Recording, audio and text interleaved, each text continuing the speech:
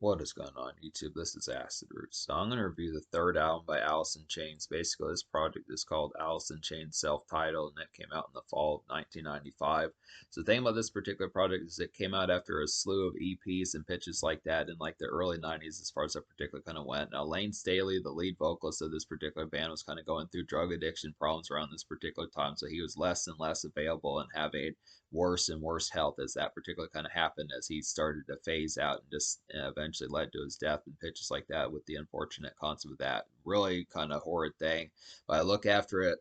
I look after the hit of this particular album. This is a decent album here. It's kind of subpar and lackluster, but I would have to say it does have the appeal, just the after effects of like what the band was going through in the 90s, because they were a signature band of like the early 90s, definitely, and they were also a pretty signature band of like the mid 90s, definitely MTV, VH1 staples, pitches like that. And they were just overall a big deal. Their tours were excellent, pitches like that. They just were staples all across rock radio between like 1990 and 1996 as far as a particular kind of went.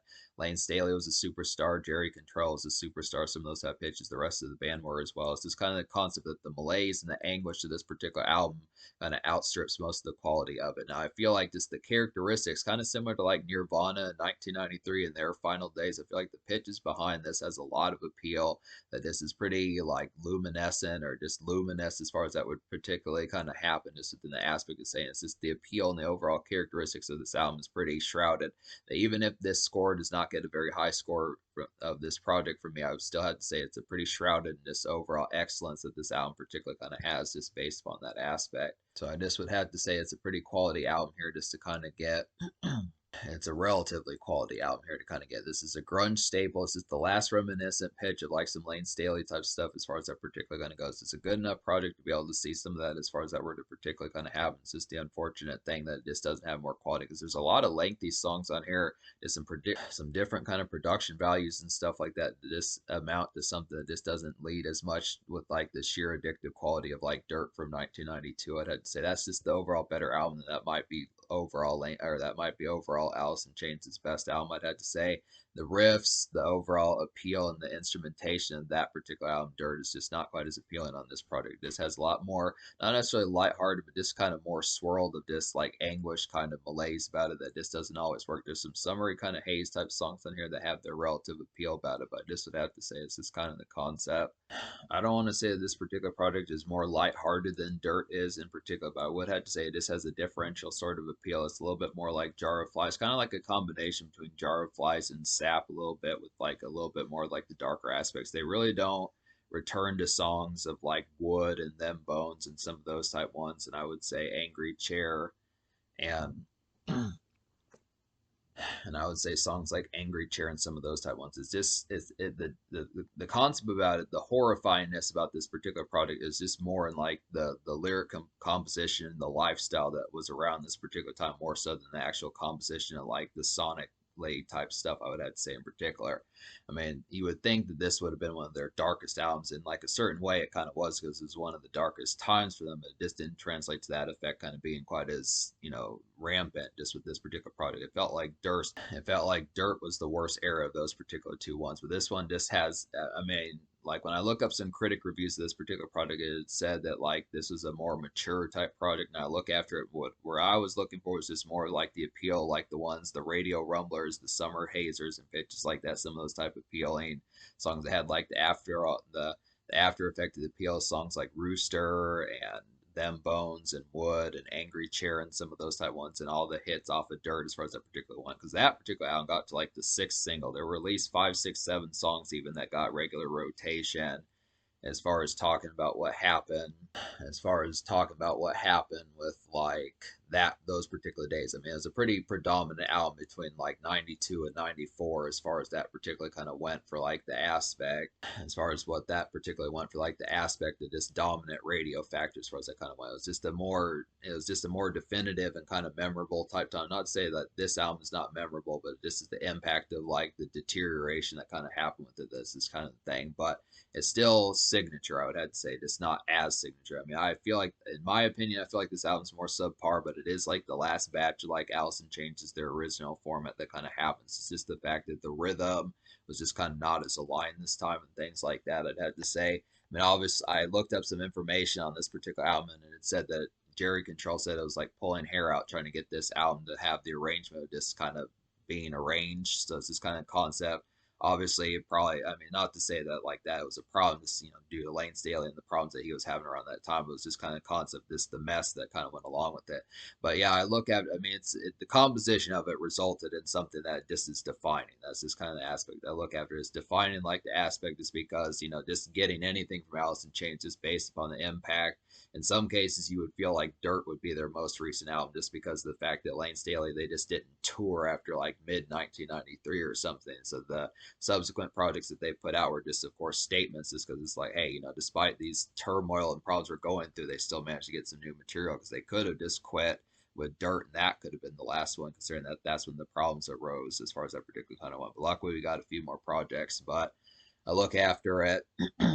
Basically, there are not a ton of songs I really recommend on this particular project. Really, out of 12 songs on this whole album, I would really only wound up recommending 4, and those are just all 4 of the singles. I'm just going to talk about it within that format.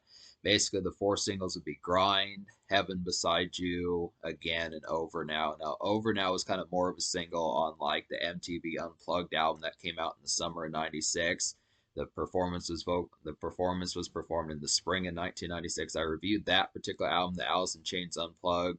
I reviewed that back in 2020, so you can find that in the Alice in Chains playlist. I'd have to say it's a pretty good concept, but basically, minus these 4 singles, there's really no song on here that I recommend. That's just kind of the concept of what I thought about this particular project as far as the subparness of it kind of went.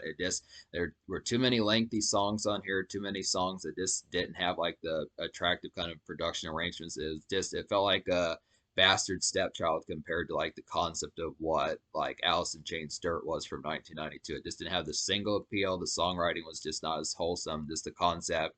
On top of that, Lane Staley, due to his addictions, was just not as full blown around this particular project. I mean, he's on here, but not nearly as much. And Jerry Control is pretty good, but it's just kind of the concept of the songwriting as far as conveying those like some interesting kind of instrumentation just didn't work out quite as well. What it is, this is still a statement of a project. So the first single is Grind. I did appreciate this one. It's like a vintage but kind of hollower hangout rock of Alice in Chains' old days, I'd have to say. I feel like Dirt was more affable, I would have to say, in this particular type of appeal, but this is a solid kickback type song. So this takes it back to some of those days, like when you think of Damn That River and like Wood and some of those type songs, and then Bones, some of those type ones that were just perfect kind of 90s rock, early 90s rock hangout type songs, just, Super Nintendo, PlayStation type music as far as that kind of went.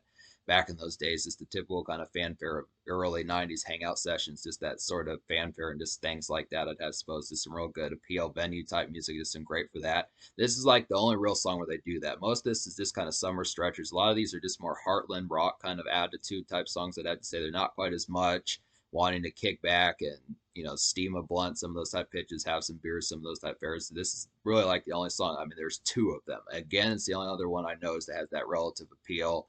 And again is really a treat. And again is really a treat because that's like the last true Lane Staley Alice in Chains song I'd have to say in particular, but it's still a pretty good concept. So Grind is a real nice one. Takes it back to 1990 and 1992. Takes it back to the facelift and Dirt days as far as that particular kind of happens. So that's a good concept. Now, Heaven Beside You is a pretty nice one. This is a good bopish type one, but it's not really a bopish type one. It's just more of like a stretcher. It's like a countryside kind of Heartland summer malaise rock of a song I had to say in particular. This song is easygoing, but once again, it's kind of hollow and compared to some of their days. I mean, at least Jar of Flies, that was a pretty anguished one as well, but that one had a little bit more pungency about it, just with the realization that they knew that they were going to have more records to kind of put out and just the appeal behind it. But this one just feels a lot more hollow and just kind of static, I'd have to say. This kind of concept. This doesn't have the same pungency and like the juice behind it, but it is a work-shift brewer. So this is definitely one that I feel like you could have listened to just 3 o'clock, 4 o'clock p.m., getting done with work shift, some of those type things. It's the concept of like this just got done with things. This one's not quite as recreational, but it is just a good one for like the blue collar sense. Now, I will definitely say that the appeal behind all 4 of these singles is pretty damn excellent. These definitely stand as some of Alice in Chains' best and most poignant. I'd have to say I definitely appreciate the concept of getting some of these as far as that relative kind of appeal kind of goes. These are just a little bit more realized and have a little bit more visual and just overall like sonic type appeal compared to some of the Dirt type stuff. I feel like the Dirt songs are like the ones that typically get like the most airplay, but these are like some late era type ones, kind of like playing like later Eminem or pitches like that, or Dr. Dre, some of those type ones. When you think of Dr. Dre, you typically think of like the Chronic or NWA days. When you think of Alice in Chains, you think of like Facelift, when you hear like Man in the Box or Wood or one of those type of songs. But these are some recent ones. I definitely like the concept of Heaven Beside You, and some of these type ones. Grind's pretty good. Probably one of the best songs on this particular album, though, is the third single. Again, this is definitely a real nice one. This is the only one that has Lane Staley on like the main vocals. Now, Grind and Heaven Beside You at least have the harmonizing and like the chorus with Jerry Cantrell on those particular songs, but that's really all Lane Staley is just about. He just has like some additional kind of background vocals to kind of help with like what Jerry Cantrell kind of does in some of these. Jerry Cantrell's the main vocalist on Grind and Heaven Beside You, and also Over Now. But at least vintage kind of classic, not necessarily classic in terms of quality, but classic. This vintage kind of Alice in Chains is this song again. Pretty good concept. This one just feels ripped out of 92, 1990, something like that. But this one's a real dark and kind of roaring grunge hit, I'd have to say in particular. This one's definitely reminiscent of like the Dirt days, I'd have to say in particular. And this has lots of vintage appeal, and this is just an album dazzler, I'd say. This is the sort of song need to be on here like 5 or 6 more times, something like that. This is kind of a disappointing. That I mean, this is at least a good taste of seeing what could have probably happened. This album, how it probably should have turned out, but it's just that kind of concept of this. It's refreshing to kind of get this sort of song, but it's kind of bittersweet in the same sense, just because this is one of the last ones that you really get in like that typical kind of format as far as that particular kind of goes. But it is a classic song. I definitely would like to hear this more on like the radio as far as that particular kind of happens, because it's just like a simmering type one, or just a really like, this classic type one that just has a lot of appeal towards it. Just definitely one of Alice in Chains' better songs from recent times, I'd have to say. It's a great concept. Definitely a good 90s rock highlight, and a recent one for like past like the early grunge days of like the 90s, I'd have to say. And then Over Now is kind of pseudo the fourth single. This is more represented as a single, just with like the 5 or 6 months later MTV Unplugged album that came out in like the spring, summer of 1996. But this one's a pretty nice one. It's like a simmering and malaise kind of summer blazer of a song, I'd have to say in particular. This one's pretty similar to Heaven Beside You, I'd have to say. This is just like a typical kind of dredgy day. I would feel like just more worship kind of malaise as far as that kind of goes. More 4:30, 5:30 p.m. sunset type stuff, I'd have to say. And this is like a vanilla kind of 90s rock highlight, I would definitely have to say. And it's a pretty good stretcher. So this one probably feels like it could be made for radio. I'd probably say in recent days, I mean, this is kind of a lengthy song. That's why I almost didn't recommend this song, because it's kind of a 7-minute song that just kind of stretches on. But it is a pretty nice one. Just overall, I like the appeal behind it. It's just another classic kind of vintage hit of Alice in Chains that just has that relative appeal, just kind of having like some kind of more reminiscent of like the Jar of Flies type days, I'd have to say. I forget the hit singles on that particular project. I listened to Dirt a lot more and Facelift a lot more, but I would have to say the Jar of Flies is pretty similar to that. So it's just a more malaise type one, just the typical kind of, not necessarily somberness, but this kind of wholesome typeness. It's not like wholesome in terms of just like being like house cleaning and just unctuous and pitches like that, but this is kind of the concept of this more kind of like a more centered type aspect as far as that particular kind of goes. Now, minus Lane Staley on this particular song, it's just the concept of maybe the direction that Alice in Chains would have headed in, but it's more Jar of Flies more so than it is Dirt. There's 2 songs that are like Dirt, 2 songs that are like Jar of Flies, and it's this kind of concept. It's really not necessarily makes like for an identity crisis from Alice in Chains, but it just makes you question what would have happened had they put out more records, just like with Lane Staley and the entire crew intact as far as that would have particularly kind of went. But yeah, so there's 12 songs on this particular album. Like I said, I don't recommend any of the other songs apart from the singles. So I just kind of felt like a lot of these were just too lengthy. There just were some ones on here like Nothing Song, Frogs, Shamin' You, Head Creeps, Sludge Factory. A lot of these were just like over 5.5 and 6 and 7 minutes that just didn't really have the appeal, the instrumentation of really making these jump off the page in like a certain sense. I just feel like the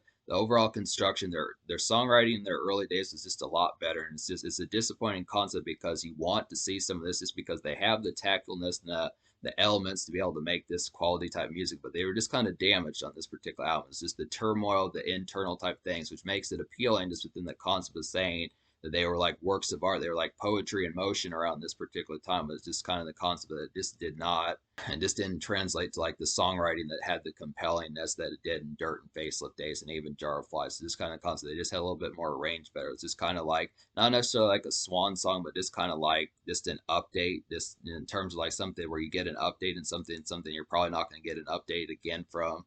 Now, Alice in Chains did put out 3 more albums. They put one out in 2009, 2013, and 2018, but there's just different aspects. Obviously Lane Staley's not on there, but I'd have to say it's a good concept. Jerry Cantrell's pretty good vocalist from what I've seen. I don't know his songs as much full blown. I need to purchase Sap and I need to listen to Jar of Flies more, I'd have to say.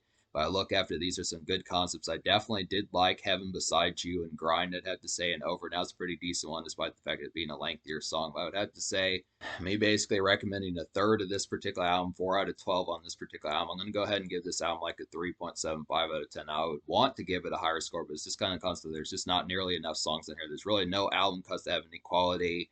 Even some of the songs that Lane Staley is on, I mean, he's on at least again, I'd have to say, and he helps with some background vocals and extra kind of vocals on some of these songs, but it just doesn't have the dominant factor as far as really getting something that's like another standout from him. There's really no riffage or other type songs. Even the shorter songs don't really have the appeal like they did in their earlier days. It just is kind of a very damaged Alice in Chains. It's just a very damaged Alice in Chains that just didn't overall have the after effect of just nailing it quite as well as they normally do. It just kind of felt like the rhythm and this kind of equilibrium was just kind of thrown off on this particular product, I have to say. But that's the concept behind it. So the social score is going to get a decently higher score. I'd probably give the social score like a 5.75 out of 10. I mean, it has the appeal like the singles. These are definitely some good 90s rock stretchers in a lot of ways. There's at least 4 of them that have that appeal, just being like typical. It's just like a mini, just a slightly mini type format of like the Dirt and Facelift days. I'd have to say a lot of those songs had a lot of lasting songs, and just overall, just felt like some of those were just one after the other, just stock one after the other as far as I particularly kind of want. This at least managed to get to the 4 single pitches like that, but it doesn't really have any other secret songs that kind of are just other ones that kind of have within that bounty, which is this kind of thing. It's just kind of noticeable, but I do definitely appreciate some of these.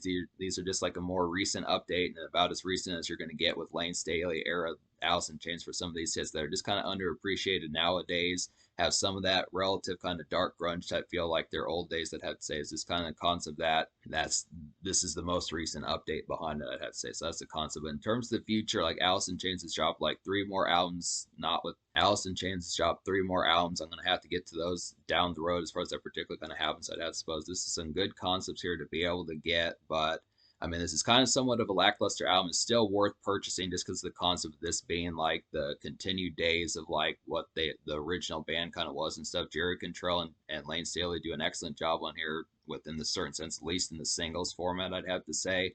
So it is still worth kind of checking out, just being able to get that. But I'd suppose this kind of concept that there's really just not any true album cuts that have that relative spark. And on top of that, obviously they had said even when this was back in 1995 that they weren't going to tour with this particular album. So I guess that kind of contributed possibly to why they didn't necessarily have some album cuts that would have had some hit quality, because for the time being they were just on like a relative kind of hiatus and stuff. That's kind of thing. But yeah, good album, still worth picking up, but it's lackluster just in the sense that's kind of the concept about it. But yeah.